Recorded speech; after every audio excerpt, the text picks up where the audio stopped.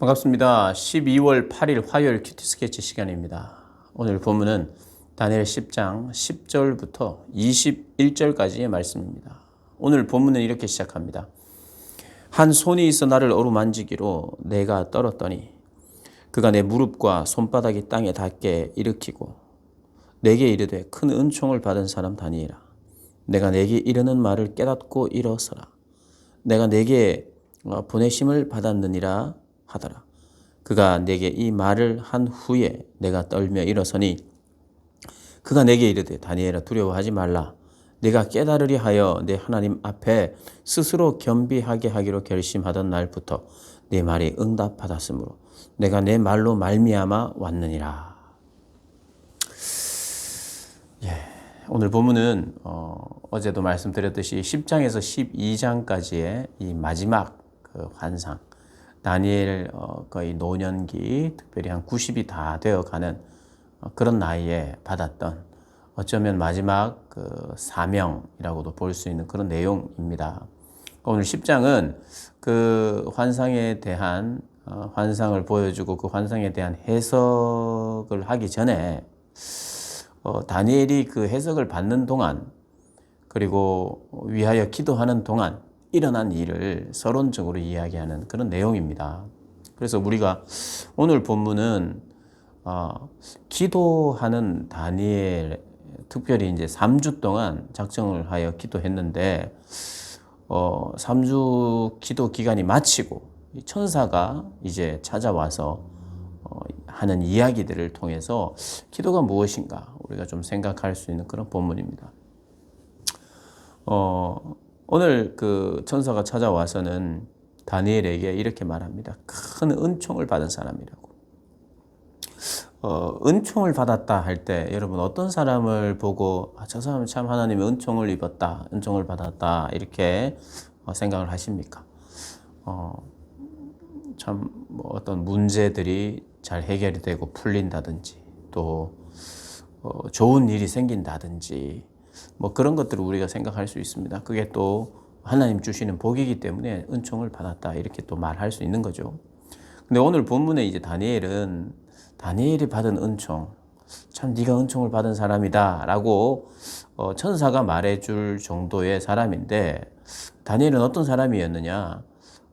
하나님께 신앙을 지키며 살았던 사람이죠. 그래서 그 신앙을 지킬 수 있었던 것이 또 하나님의 은총이고, 이 바벨론 메대 바사 나라가 변함에도 불구하고 또 그런 어떤 총리의 자리를 또 하나님께서 허락하신 그 자리에 있게 하신 것도 또 은총이죠.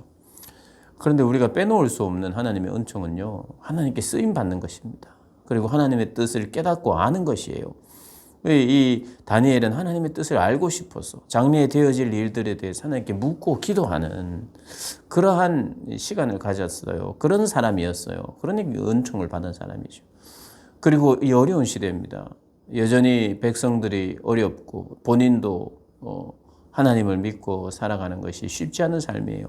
그런데 그럼에도 불구하고 그 가운데서 하나님의 일을 맡았고, 그게 힘듭니다. 힘이 쭉 빠집니다. 하나님의 말씀을 듣고 해석하는 데 있어서도 힘도 쭉 빠지는데, 그가 실제로 자신의 삶에서 하나님의 말씀을 전하고 진리를 선언하는 선지자로 산다는 것은 이게 쉽지 않은 삶이에요. 그럼에도 불구하고 은총을 받은 사람이라고 말하는 것은 그가 하나님 앞에 쓰임받는 하나님의 사람이기 때문에 은총받은 사람이에요. 하나님의 일을 그가 함께 하나님이 보내서, 천사들을 보내서 다니엘을 돕고 다니엘에게 깨닫게 하신 이것이 은총이라는 말입니다. 우리에게 가장 큰 은총은 결국 하나님의 말씀을 깨닫는 것이고, 그 깨달은 말씀을 전하고 행하는 것, 이게 은총 받은 사람이죠. 다른 은총을 우리가 기대하기 전에 이 은총을 기대하시기를 바랍니다. 은총을 받은 사람. 여러분은 은총을 받은 사람이기를 원합니다. 그러면서 이제 조금 어쩌게 보면 좀 재밌는 이야기가 나옵니다. 이 천사들이 이 사단과 타락한 천사들과 싸움을 하네? 그렇죠. 그런데 좀 밀렸나? 21일 동안 바사 왕국의 군주 13절에 보면 바사 왕국의 군주가 21일 동안 나를 막았다는 거예요. 그 천사를 막았다는 거예요. 그럼 막으면 못 오는 거야? 그 하나님의 천사인데 우리 이렇게 생각할 수 있어요. 뭐 이 말씀은 우리에게 알려주는 중요한 한 가지의 교훈이 있는데 그것은 뭐냐 하면 막을 수 있다는 거예요. 얼마간 방해할 수 있다는 거예요. 길게는 21일까지도 방해할 수 있다는 거예요. 21일 동안 기도하는데 못 왔다는 거예요. 방해자가 있어서. 그러니까 이것을 우리가 어떻게 해석하느냐.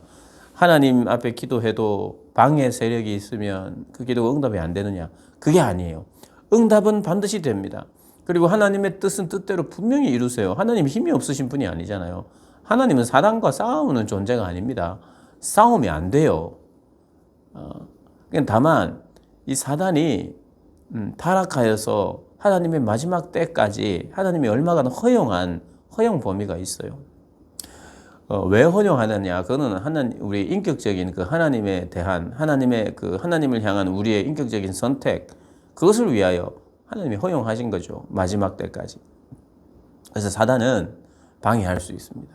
하나님 앞에 하나님의 뜻을 이루어가는 우리들의 삶의 자리를 방해할 수 있어요. 장애물을 넣을 수 있고, 그리고 하나님 그걸 좀 어느 정도까지는 하나님의 그 간섭 아래에서 하나님이 허락하셨어요. 그래서 천사가 하나님의 응답을 가지고 오는데도 불구하고 사단이 지연시키고 방해할 수 있습니다. 그러나 기도해야 되죠. 기도하면 또 하나님이 그 기도를 통해서 하나님이 또 미가엘과 같은 이 레벨이 더 높은 가장 높은 군주제예요. 그러니까 우리가 천사나 마귀론에 대해서 우리가 깊이 알 필요는 없습니다. 그러나 성경이 말하는 건 또 알아야죠. 레벨이 있다는 거예요. 레벨이. 그러니까 미가엘이 등장하면 미가엘은 가장 힘이 세라는 거예요. 근데 이제 루시퍼, 타락한 천사가 루시퍼 아닙니까? 찬양을 맡았다고 하는. 그 굉장히 이 힘이 있어요. 그러니까 가장 높은 레벨의 천사들 중에 한 사람인 루시퍼가 타락했어요. 근데 그 가지고 있는 힘을 어느 정도 하나님이 지금 또 허용하고 허락한 상태. 그래서 웬만한 천사들을 막아낼 수 있는, 길게 이야기하지 않겠습니다. 막아낼 수 있는, 그러나 하나님이 미가엘을 통해서 얼마든지 그래서 또 승리로 바꿀 수 있는. 그러면 하나님 처음부터 미가엘을 좀 보내지. 우리가 그런 생각을 할 수 있는데 그런 아쉬움이나 왜 그렇게 했을까를 의문하기보다는 하나님이 허락하신 이 환경과 분위기는 기도는 단지 내가 정성을 들이는 것이어야 할 뿐만 아니라 물론 우리의 정성, 하나님의 뜻을 우리가 알게 되면 정성을 다하여 마음을 다하여 기도하는 게 맞습니다. 그러나 정성을 다하고 마음을 다하여도 이 기도는 어떤 면에서 영적인 전쟁이기 때문에 우리는 이 기도를 통해서 이 영적인 전쟁을 통해서 전쟁하고 있잖아요. 사단과 하나님의 천사들이 전쟁하는데 하나님의 천사들이 진다는 뜻이 아니라 우리의 기도를 통하여 하나님께서 천군과 천사를 보내서 사단의 일들을 방해하는 이들을 무찌르신다는 거예요. 그런데 어느 정도의 힘과 허락된 그 능력으로 말미암아 이게 지연되기도 하고 방해를 할 수 있다는 거예요. 그러나 그 방해는 방해일 뿐이고 일은 반드시 이루어지게 돼 있어요. 일은 반드시 이루어지게 돼 있어요. 그러나 사단은 이렇게 이야기합니다. 이렇게 방해를 하고 지연시키고 그러면서 하나님이 너의 기도를 듣지 않는다. 그래, 기도 무용론. 너에게는 정성이 아직 부족해서 하나님은 응답도 하지 않는다. 아니요. 첫날부터 응답한다 그랬잖아요. 기도하기 전에부터 네 말에 응답하여서 천사가 그때부터 오기 시작했다는 거잖아요. 그러니까 이게 참 좀 신기하고 좀 신비로울 수도 있는데 우리가 이것을 통해서 너무 구체적으로 하나님 기도할 때마다 그럼 천사가 동원되고 사단은 방해하고 막 싸우다가 내가 기도 많이 하면 미가엘을 보내줘가지고 승리하게 해서 응답을 받는다. 이런 어떤 원리로 이걸 해석하면 안 되고요. 그러나 이것을 통해서 우리가 해석하고 적용해야 되는 건 하나는 우리의 기도도 때로는 하나님의 뜻임에도 불구하고 지연될 수 있다. 그것은 우리로 하여금 그 기도가 영적인 전쟁인 것을 알게 하고 깨닫게 하여서 우리가 계속 기도의 자리를 우리가 지키고 있을 때 또 기도가 가장 강력한 어떤 능력이라는 것을 우리가 알고 이 지금 기도하다가 어떤 면에서는 지쳐 있는 또 하나님을 또 알게 되고 깨달았음에도 불구하고 힘이 쭉 빠지고 심지어는 호흡이 없고 호흡이 남아 있지 않은 것 같은 몸에 힘이 없어진 것 같은 더 이상 기도할 수 없을 것 같은 그 사람에게 다니엘에게 내가 왜 왔는 줄 아니? 이 싸움은 계속된다. 내가 바사 왕국의 군주 바사의 군주라는 뜻이 바사의 왕이라는 의미라기보다는 그 바사를 바사 위에서 역사하는 사단이라고 보면 되죠. 사단의 역사. 그와 싸우는데 내가 오다가도 싸웠고 이제 다시 돌아가 또 싸우겠다는 거예요. 그리고 이 싸움이 끝나고 나면 또 새로 헬라 군주가 이릅니다. 헬라 시대가 되고 나라가 바뀌어도 그 안에 역사하는 사단의 힘이 있는데 나는 계속해서 싸운다는 거예요. 내가 싸울 테니까 너도 기도로 싸우라는 거예요. 내가 이제 다시 돌아가는데 또 싸운다. 그리고 이게 이 시대가 바뀌어도 또 헬라 군주와 또 나는 싸울 거다. 근데 나를 도와서 대항할 자가 미가엘인데 미가엘이 있기 때문에 또 하나님이 보내시기 때문에 우리는 승리한다. 그래서 너는 기도로 승리하라. 이런 어떤 교훈을 우리에게 줍니다. 그래서요, 기도는 내 정성이 모아지면 하나님이 언젠가 그 정성이 차면 하나님이 도와주시는 그런 어떤 구도로 기도를 생각해서는 안 되고, 물론 정성과 어떤 마음을 다한 그런 간절함들이 있어야 돼요, 기도는. 근데 그것은 하나님의 뜻을 내가 발견하게 되고 알게 되면 생기는 겁니다. 그렇게 그 열정을 가지고 기도하되 그 기도를 하고 힘이 쭉 빠질 때까지 기도를 해도 응답이 늦어지는 것 같을 때 내 정성이 모자랐나? 아니면 내 기도는 안 들으시나?